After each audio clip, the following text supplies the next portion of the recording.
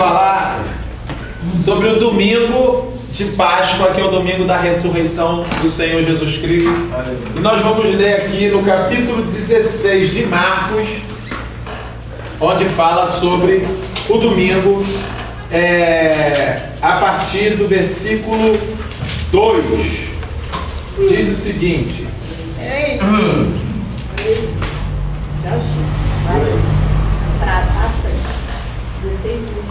capítulo 16, versículo 2. Eu vou ler o versículo 1 também, que relata o sábado, mas vamos ler até o versículo 8. Diz o seguinte: e passado o sábado, Maria Madalena, Salomé e Maria, mãe de Tiago, compraram aromas para irem ungí-lo. E no primeiro dia da semana, foram ao sepulcro de manhã cedo, ao nascer do sol. E diziam umas às outras: quem nos revolverá a pedra da porta do sepulcro? E olhando, viram que já a pedra estava revolvida, e era ela muito grande. E entrando no sepulcro, viram um jovem assentado à direita, vestido de uma roupa comprida e branca, e ficaram espantadas. Porém, ele disse-lhes: não vos assusteis, buscais a Jesus o Nazareno, que foi crucificado. Já ressuscitou, não está aqui. Eis aqui o lugar onde o puseram. Mas ide, dizei aos discípulos e a Pedro, que ele vai adiante de vós para a Galiléia. Ali o vereis, como ele vos disse. E saindo elas, apressadamente fugiram do sepulcro, porque estavam possuídas de temor e assombro, e nada diziam a ninguém, porque temiam. Olha, onde eu parei é onde termina o Evangelho de Marcos. O restante colocaram no Evangelho de Marcos. Não existe isso aí. Isso aí no século II colocaram a partir do verso 9, 10, até o final, acrescentaram, até o verso 20 acrescentaram no Evangelho de Marcos. Isso não contém no Evangelho original de Marcos, como eu falei a partir do século II, nas histórias pós-pascais, eles acrescentam esses versículos aqui no livro de Marcos, com a finalidade de dar um final, segundo quem escreve, digamos assim, com mais compreensão e até clareza, para que se possa entender o que o Marcos estava querendo dizer, porque ele termina abruptamente, sem falar de fato sobre o que acontece. Você pode ver aqui que o livro de Marcos não tem nem aparições de Jesus ressuscitado, só no enxerto. Quando a gente for dar aula para vocês sobre essa questão dessas histórias, dos livros, essa questão de bibliologia, e vamos falar dentro de uma aula de arqueologia, aí a gente vai explicar direitinho esses acréscimos aqui, o de Marcos e entre outros que existe em alguns livros. E datação de autores que escreveram e tal. Aí aqui no verso 9 aparece Jesus ressuscitado e tal, que aparece a Maria Madalena, da qual tinha expulsado 7 demônios. Só que aqui, como base nos evangelhos, a gente não pode contar com esse restante no que nele aparece. Isso aqui não é base, porque os enxertos que temos, ele aparece em um momento posterior. Mas o que nele está escrito, quem pode ler para mim do verso 9 até o 20? Leia, irmão. Depois de ressuscitar, na madrugada do primeiro dia após o sábado, Jesus apareceu primeiro a Maria Madalena, da qual havia expulsado 7 demônios. Ela foi anunciar isso aos seguidores de Jesus, que estavam de luto e chorando. Quando ouviram que ele estava vivo e fora visto por ela, não quiseram acreditar. Em seguida, Jesus apareceu a 2 deles, com outra aparência, enquanto estavam a caminho do campo. Eles também voltaram e anunciaram isso aos outros, que não acreditaram nem mesmo nestes. Por fim, Jesus apareceu aos 11 discípulos enquanto estavam comendo. Jesus os repreendeu por causa da falta de fé e pela dureza de coração, porque não tinham acreditado naqueles que o tinham visto ressuscitado. Então Jesus disse-lhes: vão pelo mundo inteiro e anunciem a boa notícia para toda a humanidade. Quem acreditar e for batizado será salvo. Quem não acreditar será condenado. Os sinais que acompanharão aqueles que acreditarem são estes: expulsarão demônios em meu nome, falarão novas línguas, se pegarem cobras ou beberem algum veneno, não sofrerão nenhum mal. Quando colocarem as mãos sobre os doentes, estes ficarão curados. Depois de falar com os discípulos, o Senhor Jesus foi levado ao céu e sentou-se à direita de Deus.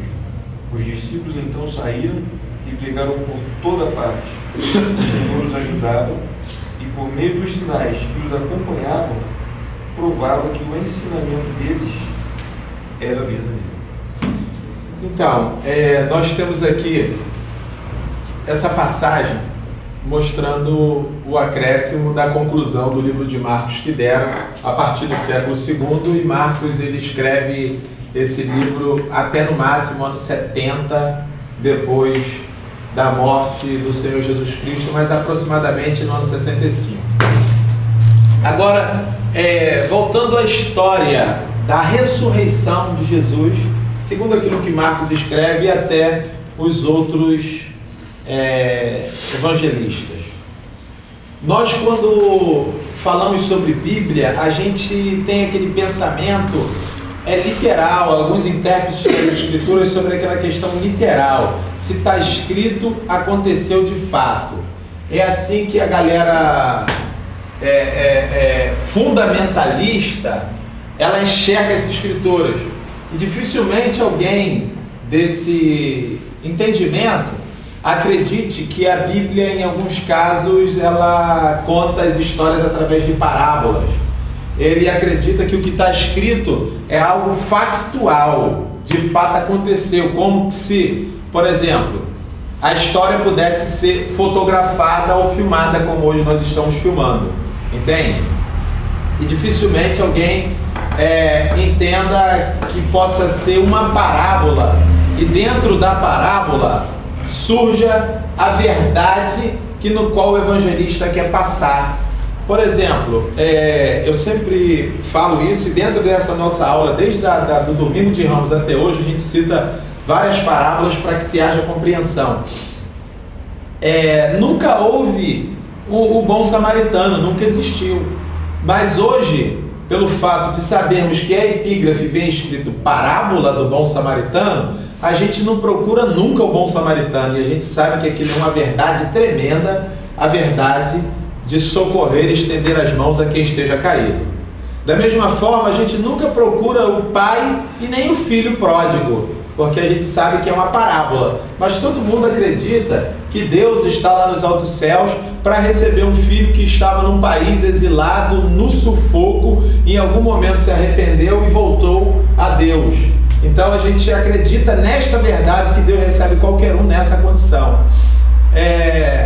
Ninguém nunca questionou sobre a planta joio e a planta trigo. Nós sabemos a verdade que se encontra na parábola do joio e do trigo.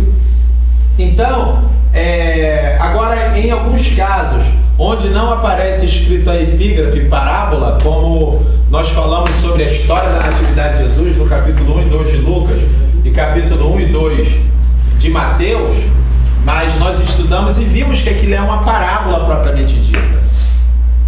E aí, o que paira na cabeça das pessoas? Porque somente a partir se não me falha a memória, no século 17 para frente, é que os europeus começaram a acreditar na questão da verdade junto com a factualidade, ou seja, a coisa factual tem acontecido, é fato, é verdade, não é fato, não é verdade. Mas desse período para trás, as verdades surgiam através das expressões, e talvez não exista maiores verdades do que nas parábolas propriamente ditas. O sentido da parábola e aquilo que a parábola quer, na verdade, trazer como uma verdade para o meu coração, para o seu coração e para o coração de qualquer um no qual ela é dirigida ou a quem tenha acesso da mesma. Então, quando se fala sobre parábola, em alguns casos a gente fica assim, caramba, e agora? Mas nós estamos aqui para discutir esse assunto e vocês vão entender algumas coisas sobre essa questão desse domingo de Páscoa, o domingo da ressurreição do Senhor Jesus Cristo. Porque para cada evangelista, um difere do outro. Nota-se que a história do nascimento de Jesus, elas são bem diferentes uma da outra. Quando o Lucas conta e o Mateus também, mas tem muitas coisas que eles concordam dentro da história da natividade, embora as duas sendo parábolas. Agora, a história da ressurreição de Jesus, ninguém concorda um com a história do outro, são todas histórias diferentes, uma do outro, cada um tem a sua história única. A de Marcos é uma, a de Mateus é totalmente diferente da de Marcos, a de Lucas é completamente diferente da de Mateus quanto a de Marcos, e a de João é diferente da de Lucas, de Mateus e de Marcos. Todas elas são uma diferente das outras, cada uma conta um episódio diferente, uma situação diferente. Você vai ver que Marcos diz que quem está lá dentro da sepultura é um rapaz, o Mateus diz que é um anjo, o Lucas diz que são 2 anjos. Olha só que parada. Aí o João, ele não fala sobre essa questão de 2 anjos lá dentro, mas diz sobre os anjos do lado de fora. E ela pergunta para João, o que vocês fizeram com ele? Aí aparece um jardineiro, e o jardineiro é Jesus. Cada história é uma diferente da outra, e nós vamos conversar aqui sobre cada história e o seu ponto de vista. Agora, uma coisa, olha só, se você acredita nessa questão da história, que o túmulo estava vazio, pô, legal, muito bom, mas o que significa isso? Entende? A gente tem que entender essa coisa. O que significa essa questão do túmulo vazio, do Jesus ter ressuscitado? Se você acredita nisso como fato, beleza, mas o que isso significa? Se você acredita nisso como parábola, legal, beleza, mas o que significa isso? Eu digo sobre a narrativa, se você acredita como factual ou como parábola. Tá, mas o que é que significa? E para quem não acredita em nenhuma das duas, porque acredita ser os evangelhos todos confusos e complicados no que diz respeito à ressurreição de Jesus, nós vamos falar aqui o que é que representa essa ressurreição de Jesus para mim, para ti e para aquelas pessoas que viviam naquele tempo. E aí nós vamos narrar cada história de cada evangelista. Aqui você vai ver que para Lucas, quando Jesus ele vai ressurgir, os discípulos estão em Jerusalém. Para o Marcos você viu, vai para Galiléia. O Mateus ele também manda ir para Galiléia. E o Lucas, os caras estão em Jerusalém. Caramba, que parada, né? Aí o evangelho que vocês veem do Lucas, quando é que os discípulos recebem o Espírito Santo? Não, é o Atos dos Apóstolos, que você não está acostumado com essa questão do Lucas, porque inicialmente o livro do Lucas era um só direto, aí eles cortaram e fizeram Atos dos Apóstolos e Evangelho de Lucas, mas era uma coisa só, e até hoje é uma coisa só, que foi o Evangelho que o Lucas escreveu. Onde é que eles receberam o Espírito Santo? No dia de Pentecostes. Quando é que se deu isso, o dia de Pentecostes? Na morte de Jesus? Não, foi 40 dias, 50 dias,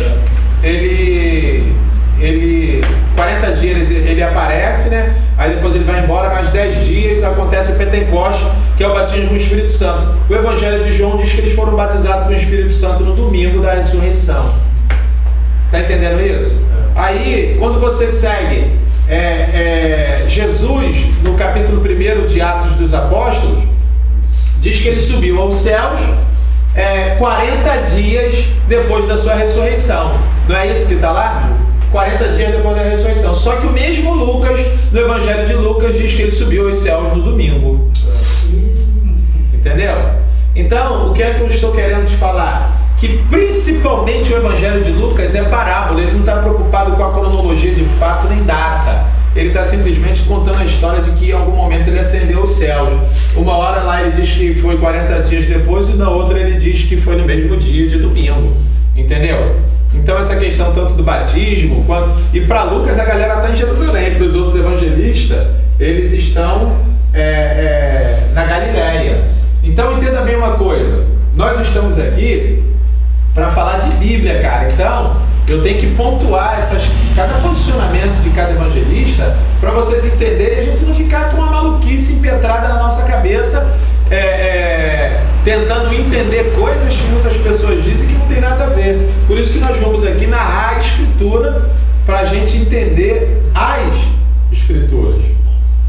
E aí quando o Lucas narra como parábola, isso é muito interessante para que a gente possa entender essa questão de ressurreição. Então, você vê, história ou parábola? Peraí, o cara estava em Jerusalém ou está na Galileia?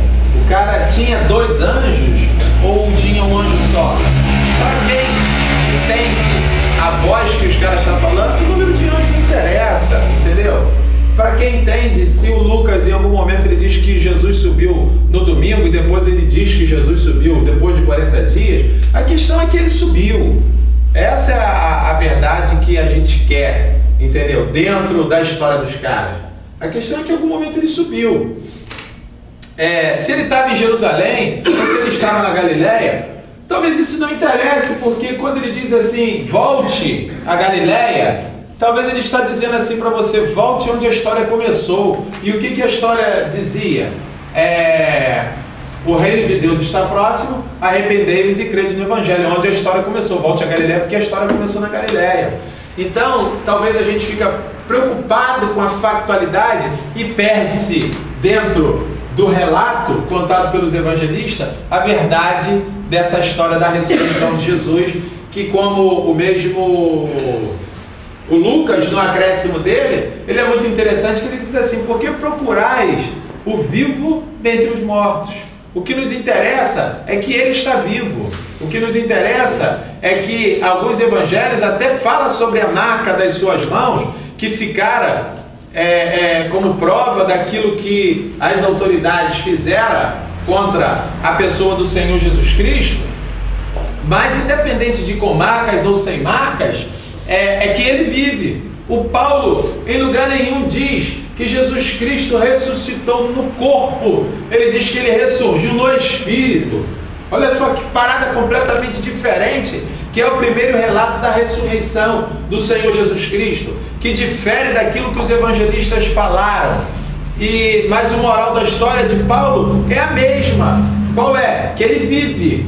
Entende? E se nós formos ficar presos dentro da questão da factualidade e não pegar a ideia que eles tentam nos passar, que esse Senhor vive, como nós acabamos de ler o acréscimo que o cara no 2º século coloca aí, onde diz que todo o poder foi dado a ele nos céus e na terra. Isso aí é muito interessante, porque ele vindica para si o poder e mostra que o poder não está com os colaboradores romanos nem com as autoridades romanas, e sim nele, e mostra que Deus não comunga com essa opressão que os romanos e a liderança judaica fizeram com aquele povo na época de então, e hoje eles fazem da mesma forma. Deus não está nessa parada. Esse poder aí não é de Deus, é dos seres humanos. E os seres humanos executam de uma forma completamente errada ao seu bel prazer. E Deus não comunga com isso.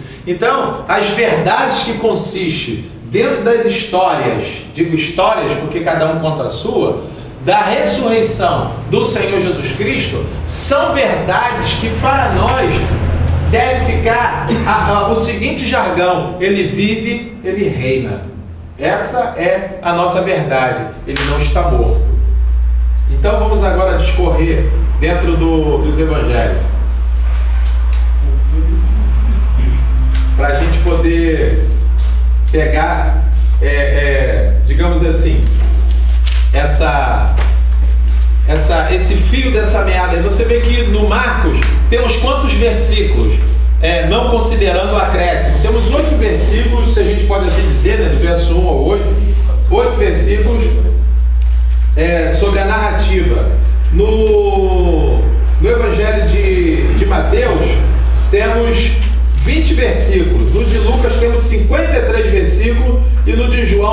56 é dividido em 2 capítulos, mas o de João, o capítulo 21 também é acréscimo.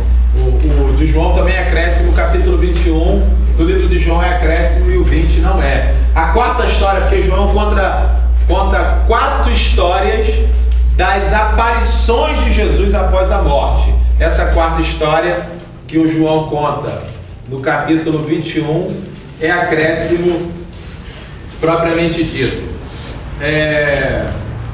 Essas histórias que nos aparecem, você vê que a de Marcos, ela termina abruptamente. Ela acabou, não tem muita explicação, não tem muita coisa aparecendo dentro da situação. Você vê que a coisa fica assim, meio que no ar, porque olha o verso 1 e o 2. Quando o sábado terminou, Maria Madalena e Maria, mãe de Tiago e Salomé, compraram aromas para ungí-lo. E muito cedo, no primeiro dia da semana, ao nascer do sol, foram ao sepulcro.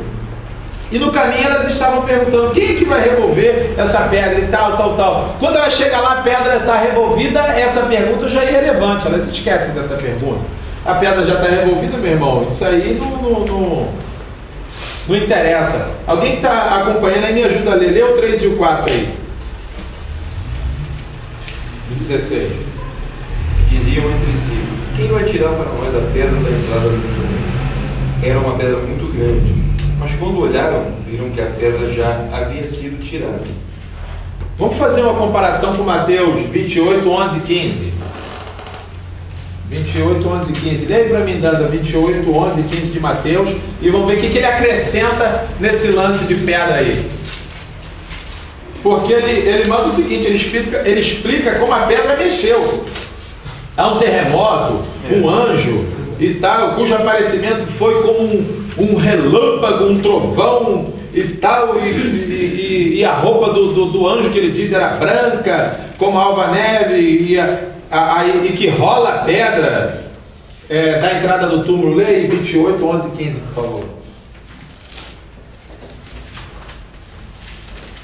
Leia, Dani. 11 e 15. 28, 11 e 15. Isso.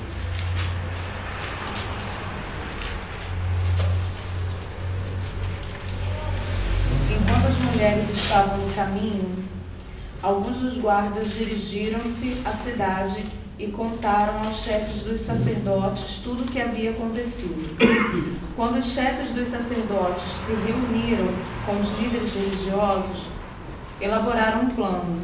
Deram aos soldados grande soma de dinheiro, dizendo-lhes: vocês devem declarar o seguinte: os discípulos dele vieram durante a noite e furtaram o corpo, enquanto estávamos dormindo. Se isso chegar aos ouvidos do governador, nós lhe daremos explicações e livraremos vocês de qualquer problema. Assim os soldados receberam o dinheiro e fizeram como tinha sido instruído. E essa versão se divulgou entre os judeus até os dias de hoje. Essa daí é mais um acréscimo do Mateus, que não tem no Marcos, a presença de soldados. Lê o 27, por favor, 27, 62 e 66, que é a questão da pedra e tal. 27, 62 e 66. Pode ler, 27, 62 e 66. É o 62 e depois o 66 ou geral? Não, 27, capítulo 27, 62 até o 66. No dia seguinte, isto é, no sábado, os chefes dos sacerdotes e os fariseus dirigiram-se a Pilatos e disseram: Senhor, lembramos que, enquanto ainda estava vivo, aquele impostor disse: depois de 3 dias ressuscitarei. Ordena, pois, que o sepulcro dele seja guardado até o 3º dia, para que não venham seus discípulos e, roubando o corpo, digam ao povo que ele ressuscitou dentre os mortos. Este último engano será pior do que o primeiro. Levem um desacatamento, respondeu Pilatos. Podem ir e mantenham o sepulcro em segurança como acharem melhor. Eles foram e armaram um esquema de segurança no sepulcro e, além de deixarem um destacamento montado guarda, lacraram a pedra. Você vê aqui um destacamento nele diretamente sobre a questão da vigilância. Agora pega aí o 28:2,4. Vamos ver o que tem no 28:2,4. Eis que sobreveio um grande terremoto, pois o anjo do Senhor desceu dos céus e, chegando ao sepulcro, rolou a pedra da entrada e assentou-se sobre ela. Sua aparência era como um relâmpago e suas vestes eram brancas como a neve. Os guardas tremeram de medo e ficaram como mortos. Olha só, você vê que o Marcos ele não conta nada disso. O Mateus, que pega do livro de Marcos, ele vai e acrescenta essa coisa do anjo e tal, e o terremoto e deslocamento da pedra. O Mateus coloca guardas antes do corpo sumir e depois do corpo sumir, a questão da treta que fizeram, aquela coisa toda. Você vê como é que a história do Mateus ela é diferente da do Marcos. E aí você vê que lá no capítulo 5 e 6, ou capítulo 16, versículo 5 e 6 do Marcos, nós vamos encontrar o rapaz lá e tal, assentado. Vocês estão procurando ele não está aqui. Olha o local onde o puseram. Aí Mateus deixa bem claro que esse rapaz, que o Marcos fala aí no capítulo 16, verso 15, 16, versos 5 e 6, é um anjo. Mateus fala lá no 28:5. Dá uma olhada no capítulo 28, verso 5 de Mateus. O Mateus diz que esse rapaz do Marcos é um anjo. Dá uma olhada aí. Tá vendo aí, gente? Acompanha. Quem pode ler o verso 5 do Mateus 28:5? Mas o anjo disse às mulheres: não temais vós, pois eu sei que buscais a Jesus que foi crucificado. Você vê que o Marcos diz assim, ó: vocês estão procurando Jesus de Nazaré, que foi crucificado? Ele ressuscitou, não está aqui. Olhem ali o lugar onde o puseram. Mas aí, gente, olha só, dentro da história, nota-se o que é interessante, como eu falei para vocês. Sendo parábola ou não, sendo fato ou não, os dois dizem assim: vocês procuram o cara que morreu e que foi crucificado? Olha o lugar onde colocaram, ele não está aqui. O Lucas diz: procura o vivo dentre os mortos, ele ressuscitou. Todos três dizem isso. Isso aqui que é interessante para a gente. Dá uma olhada lá em Lucas 24:4. Lucas 24:4.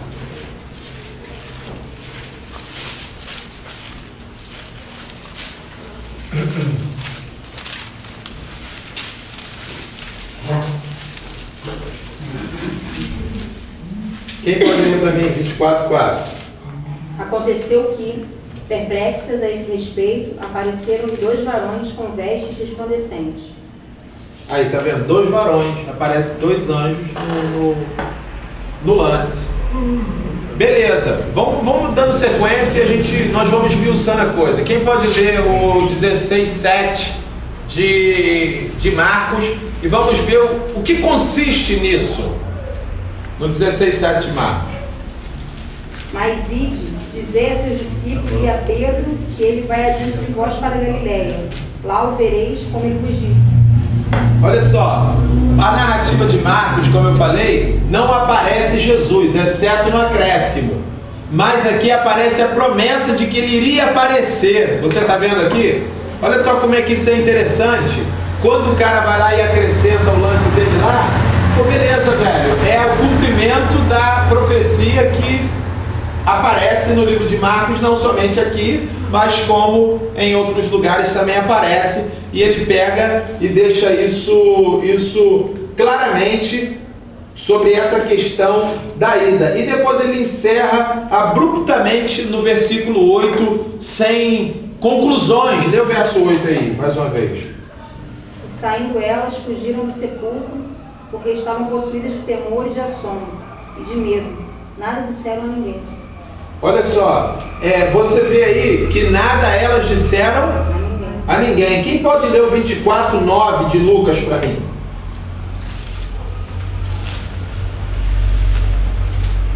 E ler o 18:8 de...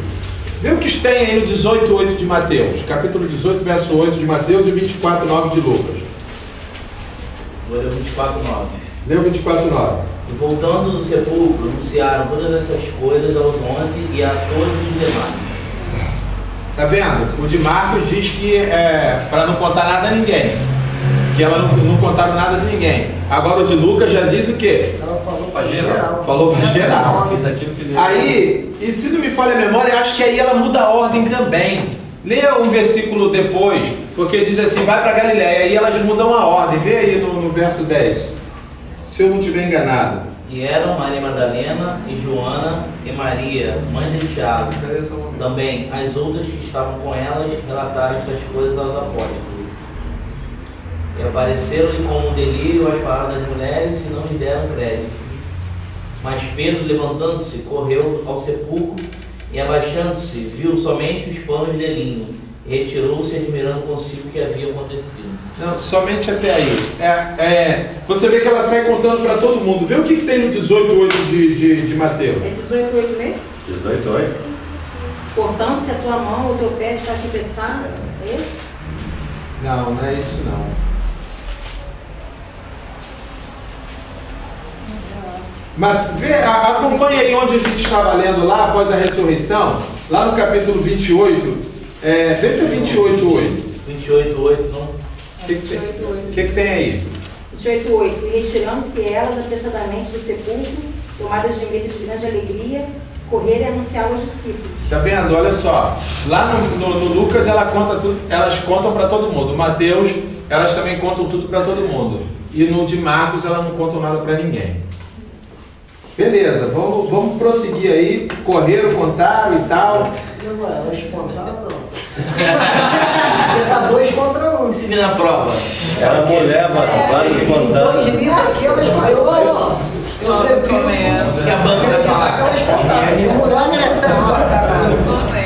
Olha o irmão que ele tem. Elas fizeram aquilo que é peculiar. É, você guardar alguma coisa. Elas foram chorando para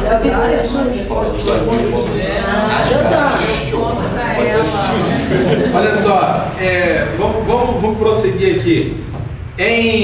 Tanto em Marcos quanto Lucas, diz que os caras têm que ir para Galiléia para encontrar com ela, né? E agora em Lucas, nós vamos falar sobre essa questão de elas contaram ou não contaram. Agora em Lucas 24:6-7, quem pode ler o 24:6-7 de Lucas? Ele não está aqui, mas ressuscitou. Lembrai-vos de quando vos preveniu, estando ainda na Galiléia, quando disse: importa que o Filho do Homem seja entregue nas mãos de pecadores e seja crucificado, e ressuscite no 3º dia. Olha só, Lucas não tem história da Páscoa situada na Galiléia, e sim, ele substitui a hora de ir para Galiléia sobre essa questão que você acabou de ler. Lembre-se do que ele disse ainda estando na Galiléia. Ele pega e cita essa passagem aí. E a história de Lucas não vem para Galiléia, e nós vamos seguir. Daqui a pouco vai chegar a vez do Lucas. Nós vamos discorrer sobre cada narrativa dessa, se ele está como parábola ou se não está como parábola. Jesus foi lacrado no túmulo, o túmulo não pôde contê-lo. Essa é a verdade que sai dos três, porque todos os três contam o cara lacrado no túmulo. Todos os três contam que o túmulo não pôde contê-lo, como mesmo Paulo disse assim: solta as ânsias da morte. Ao 3º dia, ele ressuscitou. Foi o que o Paulo falou sobre essa questão. O Marcos ainda fala bem legal, né? Olha ali onde o puseram. Eu acho que o 24:5 de Lucas também fala isso. Lê aí para mim 24:5 de Lucas. Estando elas possuídas de temor, baixando os olhos para o chão, eles lhe falaram: por que buscais entre os mortos ao que vive? Tá vendo? Porque ele não diz onde puseram, mas ele fala, o puseram foi o Marcos. O Lucas diz: por que buscai o que vive dentre os mortos? Ou seja, você vê que eles comungam nessa questão dele não ter ficado morto de fato, independente da história ser parábola ou não, porque, Ica, quando aparece assim, não contaram nada a ninguém e contaram a todo mundo, isso aí não mostra discórdia e nem o confronto, nem 2-1. Isso mostra que ninguém está preocupado com a factualidade da coisa. Eles estão mostrando que eles estão tentando passar para quem os ouve, quem recebe, uma verdade dentro da história deles, e não a questão da factualidade. Ou seja, o carro bateu, bum, de fato. Não era isso que eles estavam tentando passar dentro da sua história. Dentro da sua história, eles tentam contar que o Jesus que foi morto na mão das lideranças dos judeus e do Império Romano, e foi crucificado e lacrado num túmulo, ele ressuscitou dentre os mortos. E aí, essas questões que a gente está apontando aqui, é para você ver que se essa história fosse de fato assim, não estaria escrito assim. Entendeu? Tá entendendo isso ou não? Que cara é essa, Lívia? Que se essas histórias fossem de fato assim, não teria sido escritas assim. Porque o que eles querem passar é a verdade por trás da história que eles estão contando, e não a factualidade da história. Entendeu? E essa verdade não tira a questão factual, mas cada um conta a sua história da sua maneira e da sua forma. Uma verdade no qual eles viram e presenciaram. A questão é essa, porque se a gente parar dentro da comparativa de um para o outro, vai surgir o pensamento que muitos têm sobre a questão da ressurreição de Jesus. Cara, nego não sabe nem o que diz, porque um diz 2 anos, outro diz até um rapaz. E aí começa o questionamento e a gente acaba se perdendo no meio dessas histórias. Vocês estão entendendo isso? Você vê, uma coisa, deixa eu falar assim para ficar bem claro para você, você vê que a galera de pregação de igreja nem ousa tocar nisso, que eles não sabem o que fazer com isso. Entendeu? Eles falam, aqui tem uma zebra aqui que Deus deu mole.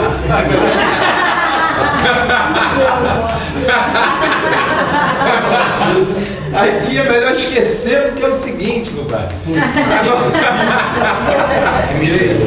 Aqui é mistério, né? Aqui é mistério, entendeu? Aqui é mistério. Então, aqui é mistério.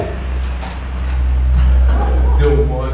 Quando a parada, não tem nada de mistério dentro do lance. É isso aí mesmo, entendeu? Cada um conta a sua história. E quando, como eu falei, a questão dos caras quando diz deve ir para Galileia, deve voltar ao início de tudo, cara. Eu não estou aqui falando sobre voltar ao primeiro amor. Não é isso que eu estou falando não, porque de repente alguém possa pensar sobre a questão de primeiro amor, até porque essa questão de primeiro amor no Evangelho não existe, existe da língua de crente. Primeiro amor não existe essa parada de primeiro amor, que você tem que voltar ao primeiro amor. Você tem que amar naquele primeiro amor e permanecer nesse amor até o fim, cara. Não é? A questão é você amar ele sempre. Não tem esse negócio de voltar, porque naquele tempo era assim. Na verdade, quando o sujeito entra... Está brigado. Na verdade, quando o sujeito entra para esse caminho, ele fica meio fanático. E é até legal que tem algumas pessoas que precisam ficarem fanáticas. Você sabe por quê? Porque normalmente ele não consegue se libertar das coisas dessa vida, desse mundo, entendeu? Até porque, em sua maioria, o que se ensina na igreja evangélica não é Bíblia. Eis aí o motivo pelo qual as pessoas não conseguem se libertar da vida que elas levam. E aí precisam de um fanatismo que dizem assim, você não pode, não pode, não pode. Aí o cara fica naquele não pode mesmo, e nunca mais ele vai ali, aí nunca mais ele faz aquela merda, entendeu? Aí não pode, ele fica ali paranoico. Aí é até bom que ele depois venha se libertando das paranoias devagarzinho, mas aí já houve uma estruturação dentro do cara, porque a maioria precisa no início mesmo ficar fanático, deixa ele daquele jeito ali que é melhor, depois ele vem aprendendo, porque do contrário ele não consegue caminhar, porque, como não querendo ser redundante, o que se ensinam nas igrejas evangélicas não é Bíblia, cada um fala o que quer e não entende, porque se fosse Bíblia, a galera ia se libertando, entendeu? Ia se libertando paulatinamente, e a nossa libertação é contínua, ela é diária, ela é todo dia, pela palavra de Deus. Aí nós temos agora as histórias dos aparecimentos de Jesus nos outros evangelhos, como o de Marcos, não conte a ninguém. A gente vê ele aparecendo para 2 discípulos de Emaús, e o Jesus que hoje, lendo, nós sabemos que o estranho é Jesus, entendeu? Aí você vê, o Jesus depois aparece para Maria Madalena lá na questão do túmulo e tal, os caras estão tomando conta, que são os dois anjos, que ela vê depois o sujeito que pensa que é o jardineiro, e o jardineiro é Jesus, e ali depois aparece a questão que ele aparece num local que nenhum outro evangelista conta, só o João, que a galera está trancada num lugar com medo das lideranças, e ele chega, Pai seja convosco e tal, e aparece o Jesus ali no meio. Aí a turma vê ele, o Tomé não está na parada, depois ele aparece numa outra reunião para o Tomé, toca e tal, histórias que não tem em outros evangelhos. E aí ele chega com os discípulos de Emaús, que a galera fica conosco, já está tarde, a galera não, os dois, né? Fica conosco, já está tarde, um é Cleopas e o outro não aparece o nome, já está tarde, coisa e tal, pererê, tal. Quando o cara fica, que o cara mete a mão no pão e parte o pão, e os caras reconhecem ele, é o mestre, e Jesus some assim de repente, que parada de Lucas, isso é parábola de Lucas, entendeu? E o cara some de repente, mas o que é interessante, que Jesus é reconhecido no partir do pão, e isso é uma verdade parabólica nas nossas vidas até hoje, que Jesus é reconhecido em ti, se você partir o pão como ele repartiu, se você não partir o pão como ele repartiu, nunca ele será reconhecido em ti. Olha a verdade da parábola, entendeu? E às vezes a gente fica procurando a factualidade e acaba virando um factoide, né? Uma maluquice. E aí a gente acaba se perdendo dentro da questão. Quando a questão de Emaús é tão interessante, que quantas vezes a gente não conhece Jesus no caminho, mas ele anda com a gente a si mesmo, entendeu? Isso é uma verdade parabólica, né? A gente não está andando com o cara, não conhece ele, mas ele insiste em andar com a gente, que a gente nem sabe que é ele, a gente o desconhece. Quantas vezes a gente não desconhece por aí, com as nossas atitudes, com as nossas falas no caminho afora, mas ele insiste em andar com a gente. Em algum momento a gente o reconhece, ele deixa a gente ser conhecido, ele deixa a gente conhecer, ser conhecido dele e por ele. Isso é uma verdade parabólica do cara, entendeu? E o partir do pão, isso é um lance muito legal. Depois ele aparece para Tomé e tocar e tal. Depois ele aparece em algum lugar para poder subir. Lá para Maria Madalena ele comenta sobre a sua ascensão. Olha, até agora eu ainda não subi, mas e tal. Daqui a pouco ele está subindo.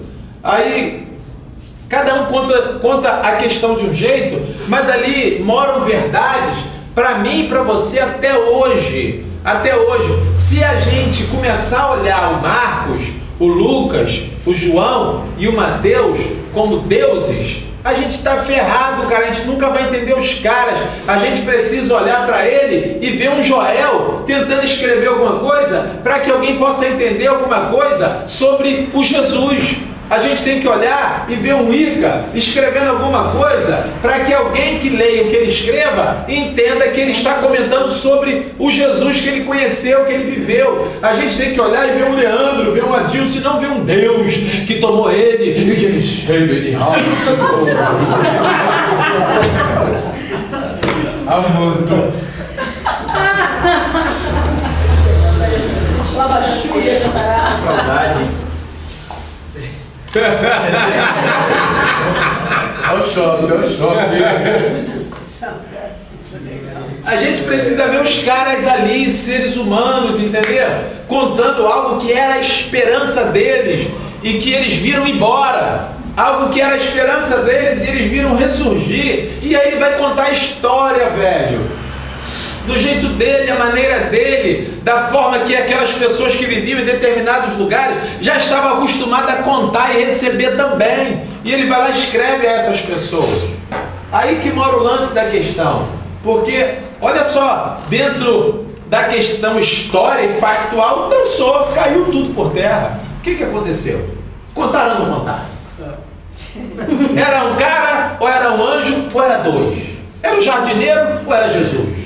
O cara tinha marca na mão, ou você vê que a história negativa em cima do Tomé, Até hoje é uma coisa completamente problemática. O Tomé é o cara que não acreditou. Só que o Tomé, não é questão dele não acreditar, ele não queria que ninguém viesse trazer para ele a história do Senhor dele. Ele queria ver do seu próprio Senhor. Ele não quer história de terceiros, de segundos e de quartos. A parada não é que ele não acreditou. Ele tinha intimidade com o Senhor. Nota-se que o nome dele, o Dídimo, era porque ele era muito parecido com Jesus. Dídimo quer dizer gêmeo. Alguns diziam que ele era irmão gêmeo de Jesus, não que ele era do sangue e filho do José com a Maria, mas ele era muito parecido com Jesus, ele era amigo de Jesus. Então ele queria que fulano e ciclano viesse contar do particular dele com o cara. Eu quero ver o cara. Eu mereço ver o Ica me falar essa parada. O Adilson tem que me contar, não quero que outro venha me contar, afinal de contas tu é meu amigo ou não é? E aí Jesus fala, pô cara, é isso aí mesmo. Ele está aqui, ó. Você não pediu, ó. Seu sonho está realizado. Você merece sim, eu estou aqui. Entendeu? Pode tocar, Tomé. Tu é meu parceiro aqui, ó. Toca na minha mão. Pode tocar aqui do lado. A gente se conhece há quanto tempo? Quanto tempo a gente está aí no mesmo sufoco junto? Entendeu? Qual é a da parada? Agora não precisa ficar. Agora, bem-aventurados são aqueles que não viram. No caso, ele fala de mim e de você, não é do Tomé. Entendeu? Ele está falando de mim e de você, bem-aventurado que não viram. O Tomé era parceiro do cara, velho. Entendeu? Não, aí a galera fica com interpretações malucas, não conhece o cara. Meu irmão, eu posso falar, não, eu quero, o cara, pô, o cara viveu comigo a vida toda. Eu quero ver o cara, pô. Faço questão de ver. Era íntimo. O cara era parecidíssimo com Jesus. Entende? Então é aí que a gente tem que ir pegando as coisas. É interessante que a gente seque tudo isso para que as coisas fiquem claras aos nossos olhos, para que fique clara diante de nós sobre essa questão do domingo, das histórias de ressurreição. Para que a gente possa pontuar. Nota-se que, agora vamos pular para o Mateus. Depois a gente volta no Lucas, a gente volta no Marcos, vamos no João. E vamos fazendo assim para a gente desenrolando o negócio. Mateus, capítulo 28, versículo 9 ao 20, tem duas histórias de aparições de Jesus após a morte. Beleza? A primeira, capítulo 28, versículo 9 e 10. Quem pode ler para mim? Tá.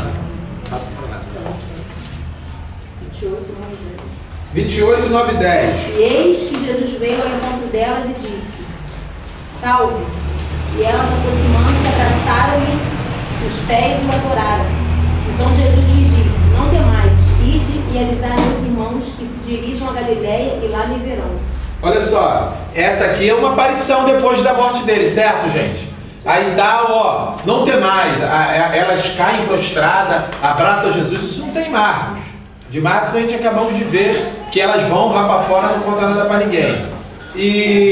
Obrigado. E o de Mateus agora, elas caem prostradas, vão lá e tal, e o Jesus diz para ela, ó, fica tranquila, tá tudo certo, vão para Galiléia, avisa meus irmãos, chega lá, eles vão me ver. A segunda está no 28, 16 e 17, lê aí, Lília. 28, 16.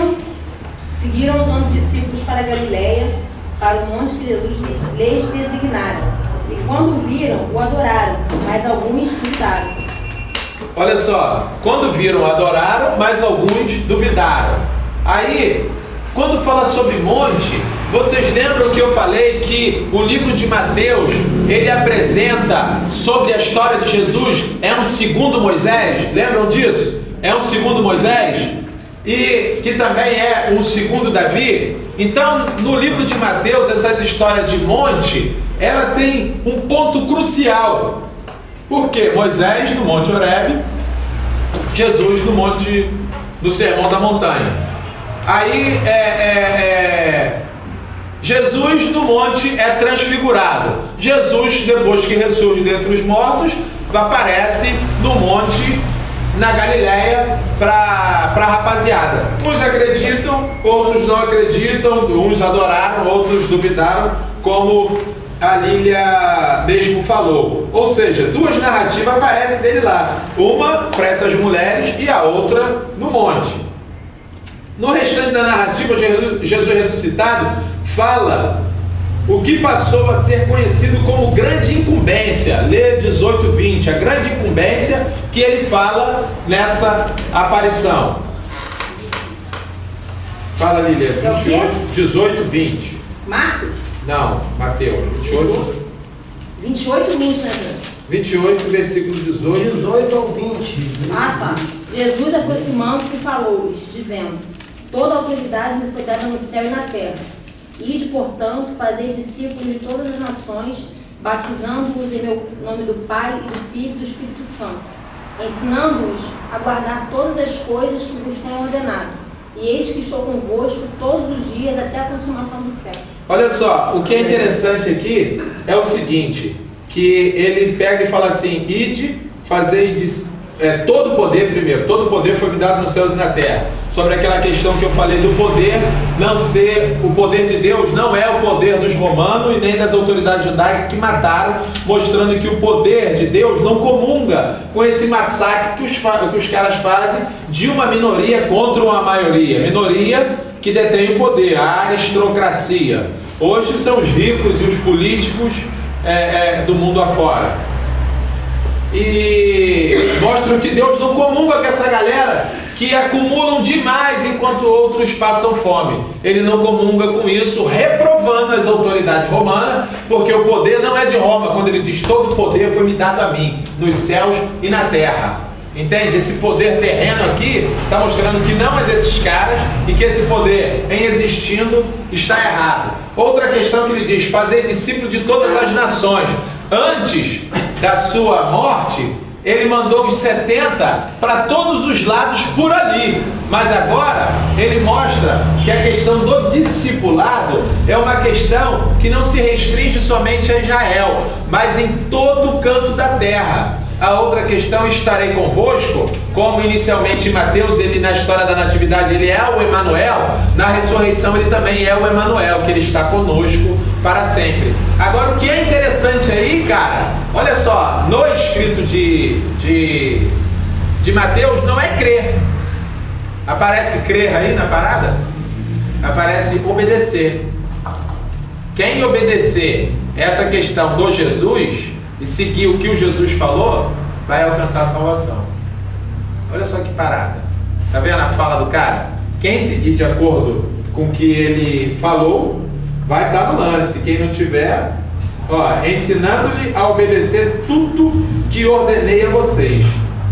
Antes de lembre-se que estarei convosco todos os dias até o final dos tempos. Mas obedecer. E quantos de nós, a gente quer dizer que é crente, que acredita nisso, acredita naquilo, eu acredito que não obedece nada, maluco. Eu não estou falando aqui obedecer a maluquice que o pastor disse, que tem que vir no culto de segunda, que não pode faltar, que tem que ir na reunião de não sei o que lá, que tem que estar aqui, eu não estou falando dessas demências não. Eu estou falando obedecer aquilo que a Bíblia diz, entendeu? Eu estou falando da Bíblia, obedecer Bíblia. Então, meu irmão, Bíblia é Bíblia. Se você obedecer as Escrituras, nela tu encontrarás salvação. Se você não obedecer as Escrituras e obedecer o malandro dos malandros, que diz que você tem que fazer isso, que tem que fazer aquilo, que tem que fazer aquilo outro, você vai dançar. Porque aqui, na verdade, que o Mateus deixa pra gente é obedecer o que ele disse. Você pode ler de novo aí, Lília? O que aí no final do, acho que é o 19 que deve falar isso. Ensinando-os a obedecer. Ensinando-os a guardar todas as coisas que vos tenho ordenado. Só até aí. Olha só. Ide por todas as nações e fazeis discípulos, ensinando a guardar todas as coisas, Jesus falando, que eu vos tenho ordenado. Tudo que ele ordenou dentro da história dos evangelhos é o que eu tenho que ensinar para você. É o que eu tenho que ensinar para vocês. Eu não posso ficar ensinando demências. Eu tenho que ensinar o que ele ordenou dentro dos evangelhos. É isso que está aí. É essa aí que é a minha incumbência. Após ele ter ressuscitado, ele deu uma incumbência. E qual que é? Fazer discípulos. Legal. Como é que eu devo fazer discípulos? Ensinando. Ensinando o quê? O que ele ordenou. Então eu não posso inventar nenhum tipo de ordem. Eu tenho que ensinar o que ele ordenou. É a verdade que o Mateus nos deixa. E vê se isso não é uma grande verdade, independente da factualidade. Falam vocês para mim. Olha a verdade que o cara deixou. Que coisa fundamental para a nossa vida no que diz respeito a seguir o Jesus. Dá para andar seguindo Jesus sem essa verdade, quer seja parabólica ou factual, que o Mateus deixou para a gente? Dá para seguir esse Jesus sem essa verdade? Tem como, gente? Não tem como. Então eu não estou nem preocupado se foi no sábado ou se foi no domingo, ou se foi até na segunda-feira. Eu quero saber o seguinte, que essa parada que o cara falou, para mim, é verdade. E eu acredito nisso e vou seguir esse lance aí, cara. Que a gente tem que obedecer às ordens do Senhor Jesus Cristo. Eu comungo com Mateus, embora ele sendo homem carnal como eu, sujeito às mesmas paixões, os mesmos erros e acertos, as mesmas falhas, eu acredito nesse cara. Ele é ser humano, mas ele não falou bobagem, velho. E eu não vou inventar. Eu não vou te dar outra ordem, Ica, não vou te dar outra ordem, Adilson, eu não vou te dar outra ordem, Paulo, eu não vou dar outra ordem, Gabriel, nem Leandro, nem a ninguém. Eu vou deixar isso aqui que o Mateus, homem carnal, que um dia morreu e foi sepultado, mas morreu na esperança, porque ele disse, vamos obedecer o que Jesus falou. Ele morre em uma esperança de um dia ressurgir. Eu vou morrer nessa mesma esperança dele e não vou inventar. Eu vou ficar aqui, ponto, acabou. Porque do contrário, meu velho, a gente dança. Ou a gente recebe ou a gente não recebe a coisa. E aí, como eu falei, é espantoso, né? Mas essa parada. Agora vamos ver, aparece aí as histórias de Mateus. Agora vamos para o Lucas, do capítulo 24, do versículo 13 ao 53, são as histórias em que ele fala sobre a questão dos discípulos, os 2 discípulos de Emaús, cerca de 11 quilômetros. Vamos ao 13 ao 35. Lê aí para mim, Lília, do 13 ao 35, 24.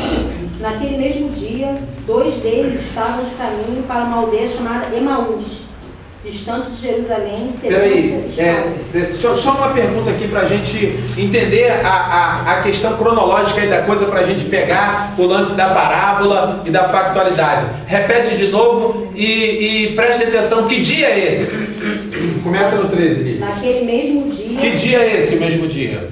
Domingo. Beleza, vai lá, naquele mesmo dia. 2 deles estavam de caminho para uma aldeia chamada Emaús, distante de Jerusalém, 70 estádios, e iam conversando a respeito de todas as coisas sucedidas. Aconteceu que, enquanto conversavam e discutiam, o próprio Jesus se aproximou e ia com eles. E seus olhos, porém, estavam como que impedidos de o reconhecer. Então lhes perguntou Jesus: que é isso que vos preocupa? E de que ides tratando à medida que caminhais? E eles pararam entristecidos. Um, porém, chamado Cleopas, respondeu, dizendo: és o único, porventura, que, tendo estado em Jerusalém, ignoras as ocorrências destes últimos dias? Ele lhes perguntou: quais? E explicaram o que aconteceu a Jesus o Nazareno, que era varão profeta, poderoso em obras e palavras, diante de Deus e de todo o povo. E como os principais sacerdotes e as nossas autoridades o entregaram para ser condenado à morte e o crucificaram. Ora, nós esperávamos que fosse ele quem havia de redimir a Israel. Mas depois de tudo isso, já é esse 3º dia desde que tais coisas sucederam. É verdade também que algumas mulheres das que convosco estavam nos surpreenderam, tendo ido de madrugada ao túmulo, e não achando o corpo de Jesus, voltaram dizendo terem tido uma visão de anjos, os quais afirmaram que ele vive. De fato, alguns dos nossos foram ao sepulcro e verificaram a exatidão do que disseram as mulheres, mas não ouviram. Então lhes disse Jesus: ó nécios e tardos de coração, para crer tudo o que os profetas disseram. Porventura, não convinha que o Cristo padecesse e entrasse na sua glória? E começando por Moisés, discorrendo por todos os profetas, expunha-lhes o que a seu respeito constavam todas as Escrituras. Quando se aproximavam da aldeia para onde iam, fez ele menção de passar adiante. Mas ele o constrangeram, dizendo: fica conosco, porque é tarde, e o dia já declina. E entrou para ficar com eles. E aconteceu que, quando estavam à mesa, tomando ele o pão, abençoou e, tendo partido, lhes deu. Então se lhes abriram os olhos e o reconheceram, mas ele desapareceu da presença deles. E disseram um ao outro: Porventura não nos ardia o coração quando ele pelo caminho nos falava, quando nos expunha as Escrituras? E na mesma hora, levantando-se, voltaram para Jerusalém, onde acharam reunidos os 11 e outros com ele, os quais diziam: o Senhor ressuscitou e já apareceu a Simão. Você está em qual versículo? 34. Vai, prossegue. Então os dois contaram o que lhes acontecera no caminho e como fora por eles reconhecido no partir do pão. Olha só, você está vendo que essa história não tem lugar nenhum? Tem na de Lucas.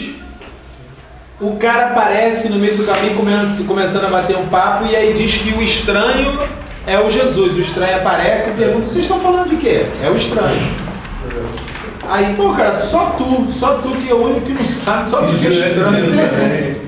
Tu que é estranho aqui em Jerusalém, que não sabe o que está rolando aqui e tal.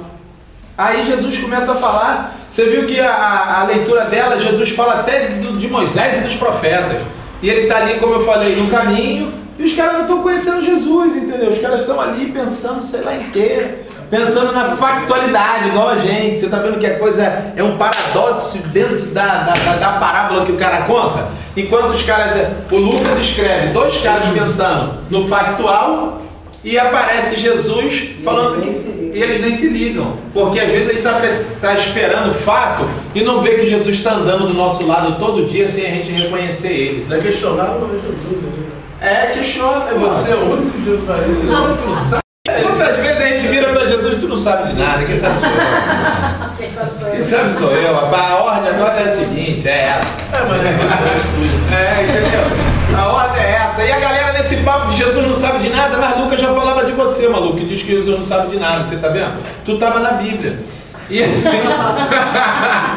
E não sabe de nada e coisa e tal, quem sabe sou eu, começa a dar uma pancada de ordens e tal, e diz isso, e diz aquilo, e acha uma série de coisas. Porra, tu tá de bobeira. Quem sabe sou eu.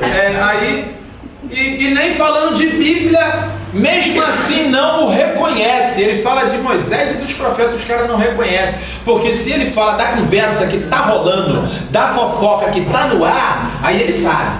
Opa, é isso aí que é o lance. Pode mandar aí que a gente tá ligado nessa parada toda. Ou seja, o que interessa é o tititi, o guerigueri, a fofoca que tá rolando. Não é Jesus vivo que interessa mais não, entendeu? É a merda que o fulano disse, é o outro que falou uma bobagem, é o outro que entendeu errado, é o outro que aguentou. Isso que interessa, né? O Jesus vivo do lado dele, isso não interessa. Tanto que se faz reunião para tanta coisa e não uma reunião para falar Jesus está vivo.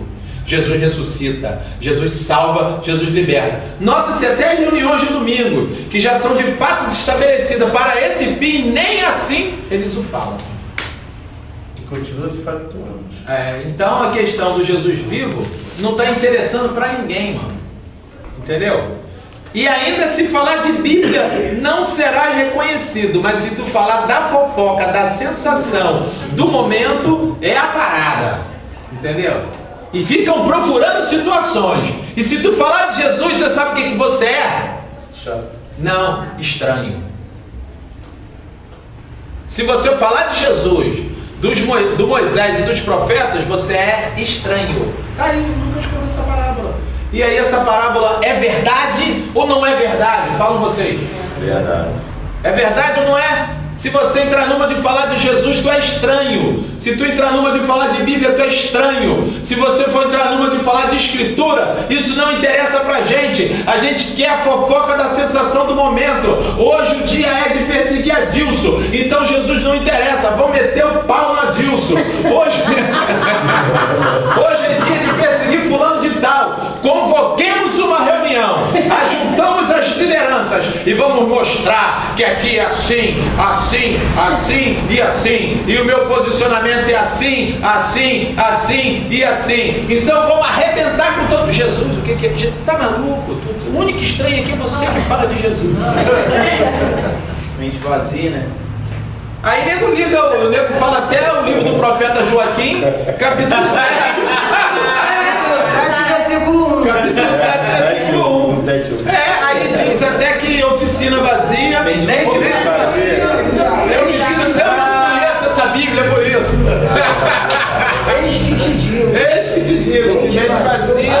Está lá no livro do profeta Joaquim, capítulo 7, versículo 1.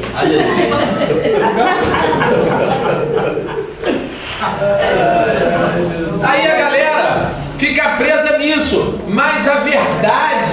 em que nela consiste, que é a parábola em que Lucas conta sobre a história de que falar de Jesus ou reconhecer Jesus ou do Moisés e dos profetas é uma estranheza, estando Jesus de fato presente. Cara, o que ele está querendo dizer com isso? Que ele não se ausenta das reuniões, ele está ali, mas ninguém está nem aí para ele. Que ele entra na reunião e fica lá na esperança de que alguém o veja e comente algo sobre ele. E esquece da fanfarrice, da palhaçada que se fazem nessas supostas reuniões. Jesus fica lá igual um dois de paus, Meu Deus. de bobeira, olhando, tentando ver se alguém possa reconhecê-lo de algum momento, em alguma forma. É verdade. E aí Lucas diz que só se reconhece Jesus no partir do pão. E aí no meio dessa situação, o pão tem que ser partido, porque ele partiu o pão. Aí a galera o reconhece. Então, se você quer que Jesus apareça na sua vida, parta o pão como ele partiu. É uma palavra muito evocativa de Lucas, porque nela consiste tudo que as Escrituras vêm falando sobre esse Jesus dando a vida. E aí, enquanto a galera está matando o Jesus, procurando a morte do Adilson, ele se manifesta partindo pão para desconhecidos que já o conhecem há muito tempo. Caramba, Jesus é fantástico, velho. Ele mete cada uma que na nossa cabeça não dá, né? Mas ele faz isso. A gente tem um exemplo direto na Bíblia, né? É? Jeremias, ali, o profeta Passu. Jeremias chega pregando, falando a verdade, que isso Deus não quer. Passu chega, ele sabe de nada, quem sabe sou eu. Dá um pau nele, amarra ele no tronco Falso e manda. profeta. Desse jeito. Passu chega, prega o evangelho. Mas engraçado que Jesus ainda parte o pão para essa galera. Jesus é tremendo, né, cara? Aí para você ver, tu tá aí no meio da fofoca, constituindo reuniões, fazendo um monte de palhaçada, um monte de maluquice, mas ele ainda te ama, cara, e ainda dá tempo de você se converter, e eu não digo nem de conhecer, de reconhecer, porque um dia você já o conheceu, hoje você se faz de palhaço fazendo o que você faz. Então é melhor você reconhecê-lo novamente, como diz as Escrituras de Lucas. Gostaria eu que essa história que eu estou contando fosse minha, mas ela não é minha, ela é do Lucas. E está aqui, a gente acabou de ler aqui agora. E se você, a carapuça serve, meu irmão, glória a Deus, porque se a carapuça serviu, é sinal que você está acordando. Tomara que ela sirva. Tomara que você não diga assim, eu não quero saber de Lucas e nem de ninguém. Tomara que você não diga isso. Então, vamos para a segunda parte da história do Lucas, né? Que vai do verso 36 ao 49, Lília. Vamos ver o que tem aí. Já pegaram aqui o seguinte. Então é o seguinte, você vê que os caras não entenderam e ele está tentando mostrar que não entendeu. E agora ele prossegue nesse versículo aí mostrando, Maria Madalena ficou, aí depois apareceu 2 anjos, e aí ela olhando, os caras olhando, ele está procurando quem? Ah, levaram o meu Senhor, e papapá, papapá, e no Senhor onde puseram, e tal. Aí os caras pegam, ela pensa que é o jardineiro, é aí que separou, não foi? Foi. Então vamos embora. E ela se vira para Jesus, mas não reconhece. E pensa que Jesus é o jardineiro. Vamos lá. Mulher, por que choras? A quem procuras? Ela, supondo ser o jardineiro, respondeu: Senhor, se tu o tirastes, dize-me onde puseste, e eu o levarei. Disse-lhe Jesus: Maria. Ela, voltando-se, lhe disse, em hebraico, Raboni, quer dizer mestre. Espera aí um pouquinho. Você está vendo que agora o João está mostrando que eles entenderam que Jesus ressuscitou? Porque até então não tinha entendido, mas no caso, através da Maria Madalena. E ela diz, Raboni, vamos lá. Recomendou-lhe Jesus: Não me detenhas, porque ainda não subi para meu Pai. Está vendo ele falando da ascensão dele? Ou seja, o João está mostrando no papo dele que Jesus vai ascender em algum momento, ele vai subir.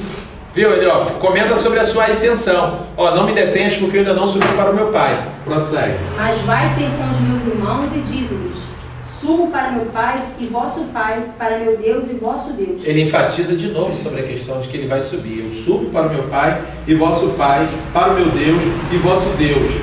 Ou como quem diz, estou subindo. Que dia que é isso? Domingo. Vamos lá. Então saiu Maria Madalena, anunciando aos discípulos. Viu o Senhor e contava que ele lhe dissera estas coisas. Então, agora você vê, ela pega e volta e conta e diz que ele disse tais e tais coisas. Vamos no próximo versículo, que agora é uma outra narrativa do João, que é do próximo versículo, do 19 ao 23. E isso aí acontece no final da tarde. Mas o mesmo cara estava dizendo que mais cedo ele estava subindo. E agora já no final da tarde ele já está contando outra parada. Bem cedo ele já estava subindo. Já estava subindo, agora já está no final da tarde ele não subiu. Vamos lá, 19 ao 23. Ao cair da tarde daquele dia, o primeiro da semana, trancadas as portas da casa onde estavam os discípulos, com medo dos judeus, veio Jesus, pôs-se no meio e disse-lhes: Paz seja convosco. Tá vendo? Na tarde daquele dia, os caras estão numa situação trancada num lugar, ninguém fala isso, é ele que fala isso. Só que mais cedo ele diz que Jesus subiu. E agora ele está dizendo que de tarde a galera está lá e Jesus chega. Paz seja convosco. Vamos lá. E dizendo isto, lhes mostrou as mãos e o lado. Alegraram-se, portanto, os discípulos ao verem o Senhor. Tá vendo? Os caras se alegram. E olha o que vai acontecer, que o Lucas disse que aconteceu 40 dias depois. Prossegue. Disse-lhe, pois, Jesus outra vez: Pai seja convosco. Assim como o Pai me enviou, eu também vos envio. E havendo dito isto, soprou sobre eles e disse-lhes: Recebei o Espírito Santo. Se de alguns perdoados os pecados, são-lhes perdoados. Tá vendo aí? Recebei o Espírito Santo. O dom, e segundo João, essa descida do Espírito Santo acontece no mesmo dia e de tarde. Ainda falta de tarde ainda. Tá vendo? Agora o Lucas diz que foi 50 dias depois, porque 40 dias Jesus ficou, 10 dias eles ficaram em Jerusalém. Essa parada aí já em outro lugar, o cara diz num lugar, outro diz em outro. O João diz que é em Jerusalém, o Mateus e o Lucas e o Marcos diz que é na Galileia, o Lucas diz que é em Jerusalém, porém 50 dias depois, o João diz que é de tarde no domingo. Caramba, parece que isso é tudo história nova. Tem Jesus para todo mundo. É história nova essa parada. Vamos lá, prossegue aí, Lília, o próximo. Eles não estão preocupados com o calendário, gente, isso está claro para vocês? Que ele está preocupado com o calendário. O negócio dos caras é contar a história de uma forma como se fosse uma parábola, mas eles viram aquilo ali e estão passando a verdade do que eles presenciaram para as pessoas. Entenderam isso? Prossegue. Versículo 23. Se de alguns perdoados os pecados, são-lhes perdoados. Se os retiverdes, são retidos. Ora, Tomé, um dos 12, chamado Dídimo, não estava com eles quando veio Jesus. Disseram-lhe, então, os outros discípulos: Vimos o Senhor. Mas ele respondeu: Se eu não vi nas suas mãos o sinal dos cravos, e ele não puser o dedo, e não puser a mão no seu lado, de modo algum acreditarei. Olha só, o cara falou que Jesus subiu de manhã. O cara disse que de tarde Jesus batiza a rapaziada com o Espírito Santo. Agora o cara fala do lance de uma semana depois. Olha só, o que rola uma semana depois no próximo versículo, que vai do 26 ao 29. Vamos lá, Lília. Passados 8 dias. 8 dias é quanto tempo, gente? Não é uma semana? Uma semana. Uma semana. Se a gente colocar 8 dias, vai dar o quê? Vai dar segunda-feira, não é? Vai dar segunda-feira. Olha só, já está na segunda da outra semana, velho. Mas Jesus não subiu na semana passada, de manhã? No mesmo dia. Mas o cara não foi batizado no domingo e Lucas está dizendo que foi 50 dias depois? Entendeu? Vamos lá. Passados 8 dias, estavam outra vez ali reunidos os seus discípulos e Tomé com eles. Estando as portas trancadas, veio Jesus, pôs-se no meio e disse-lhes: Paz seja convosco. E logo disse a Tomé: Põe aqui o dedo e vê as minhas mãos. Chega também a mão e põe-a no meu lado. Não sejas incrédulo, mas crente. Respondeu-lhe Tomé: Senhor meu e Deus meu. Disse-lhe Jesus: Por que me vistes, creste? Bem-aventurados os que não viram e creram. Na verdade, fez Jesus diante dos discípulos muitos outros sinais que não estão escritos neste livro. Estes, porém, foram registrados para que creiais que Jesus é o Cristo, o Filho de Deus, e para que crendo tenhas vida em seu nome. Depois disso, tornou Jesus a manifestar-se aos discípulos junto do mar de Tiberíades, e foi assim que ele se manifestou. Peraí, você tem qual versículo? 21. Não, é para isso até o 31. Lê o verso 31 novamente aí, só para vocês verem que parece que o João não está concluindo o livro dele após a morte. Lê aí novamente. Estes, porém, foram registrados. Tá vendo? Estes, porém, foram registrados. Vai. Para que creiais que Jesus é o Cristo, o Filho de Deus, e para que crendo tenhas vida em seu nome. E de fato ele terminou o seu evangelho. A galera acrescentou o restante depois. Joel, essa parte do Tomé aqui, não parece que ele está querendo dizer aquilo mesmo? Pô, você está crendo agora? Não parece? Não sei se é a minha... Parece que ele está querendo dizer aquilo mesmo o quê? Que ele só creu depois que ele viu. E Só não que creu. ele está falando isso pra gente. Assim, bem-aventurado aquele que não viu e creu. Não parece que ele está dizendo isso, parece que ele está dizendo realmente para o próprio Tomé. Mas... O que a gente estava falando antes, né? Isso, que a galera acha que o Tomé era descrente, é isso que você está falando? Só que de fato ali, tu quer falar alguma coisa? Tá tirando minha atenção, Igor. Pô, chato pra caramba. Então vamos lá. Olha só, gente, então, ali quando ele diz isso para Tomé, eu já até comentei há poucos minutos atrás, era questão do Tomé tinha essa liberdade para falar, eu quero ver, eu creio, eu acredito se eu ver. E ele tem essa liberdade de pedir isso, o cara era parceiro dele, ele pediu. E quando ele fala sobre essa questão de bem-aventurado, ele está falando de mim e de você, que nós acreditamos sem ver. Entende isso? Nós acreditamos... A gente olhar a população para me ajuda, tem um ponto aqui. Tipo, falando ali, começa uma outra... Onde? Tipo assim, olhar a população também, né? Tá, mas aí onde está o ponto? Tem que ler antes do ponto para saber onde está o ponto. Que me viste e Cristo, ponto. Sim. Aí na outra parte do papo, bem-aventurados que viram e Deus é uma outra parte. Isso, verdade, porque essa questão da bem-aventurados que não viram, isso se remete a qualquer um que não viu. Agora a questão do Tomé, isso não abre parênteses para meter o pau no Tomé não. E até porque eu tenho liberdade para falar isso, se o cara é meu amigo, se o cara estava comigo, eu quero ver ele pessoalmente. Eu não quero somente ver ele no sepulcro, ou ver os caras esculachando ele, matando ele. Eu quero ver ele vivo. Oi, Lívia. Não, porque eu não sei se é minha Versão. lição, porque ele fala, não sejas incrédulo, mas crente, parece que está chamando a atenção, né? Mas olha só, todos têm essa versão aí, não seja Não. incrédulo, mas crente? Não. Todos, aí eu pergunto, todos aí quem não tem se manifeste. Não, porque a minha também não tem. A minha tem Isso não. aí a galera vai colocando segundo Para a interpretação. que eu Quando ele fala assim, porque me vistes crente, ele está perguntando. Entendeu? Então parece que ele está realmente falando... Mas essa pergunta é evocativa. Porque me viste creste? Entendeu? Ele é evocativa, ele faz essa pergunta até porque o cara dá um balanço dentro dessa coisa da ressurreição. Será que o cara ressurgiu mesmo? Será que não ressurgiu? Mas ele tem essa liberdade de pedir para o cara aparecer, e o cara tanto é que comunga com ele que aparece. Se Jesus não comungasse, ele não ia nem dar ideia. Igual a pergunta do Paulo, a petição do Paulo. 3 vezes clamei para que se afastasse de mim. O Senhor nem fala sobre espinho, fala assim, Paulo, minha graça te basta, para com essa palhaçada. Não dá nem ideia. Agora a petição do Tomé, ele vem e cumpre. Ele vem, não, o cara tá certo, cara, meu parceiro mesmo, vou lá, tá com ele lá. E foi, e se apresentou, porque ele viste Cristo. Entendeu? Ou seja, ele foi amigo até no momento da debilidade do Tomé. E a galera até hoje é melhor ser um Tomé do que ser um Judas, né? Quem tá ferrado, moído, pega e dá esse calorzinho. Dá esse caosinho. Então aqui no Tomé a gente vê o seguinte, a terceira aparição no relato de João, agora entra o capítulo 21, aparecendo uma quarta aparição do Jesus. 21, do 1 ao 23. Quem é que pode ajudar a Lília aí, porque ela está como? Lê aí, Ana, 21, do 1 ao 23. Depois disso, tornou Jesus a manifestar-se aos discípulos junto do mar de Tiberíades. Peraí, sabe onde é o mar de Tiberíades, gente? É o mar de Genezaré. É o mar da Galileia. Entendeu?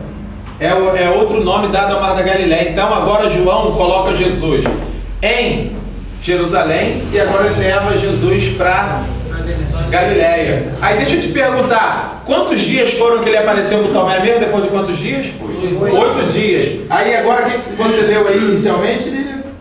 Ô, Lília não, Ana? 3 dias. Depois disso. Depois disso, a sua está 3 dias? Não. Ah, depois disso. Porque todo mundo está inventando, ele pode inventar. Estou lendo a Bíblia e o livro também. Ô, Javes, cala a boca, Javes. Depois, olha só, depois disso, eles já estão lá na Galileia, no mar de Tiberíades, velho. Outra parada. Vai, lê, por favor. Estavam juntos Simão, Pedro, Tomé, chamado Dídimo, Natanael, que era de Caná da Galileia, os filhos de Zebedeu e mais 2 dos seus discípulos. 7. Os filhos de Zebedeu são 2, tá? É o João e o Tiago. 2 dos seus discípulos, e Natanael, Tomé e quem era o primeiro aí que apareceu? Simão Pedro. E o Pedro. 7 caras, ele aparece para 7. Tá vendo? Prossegue. Disse-lhe Simão Pedro, vou pescar.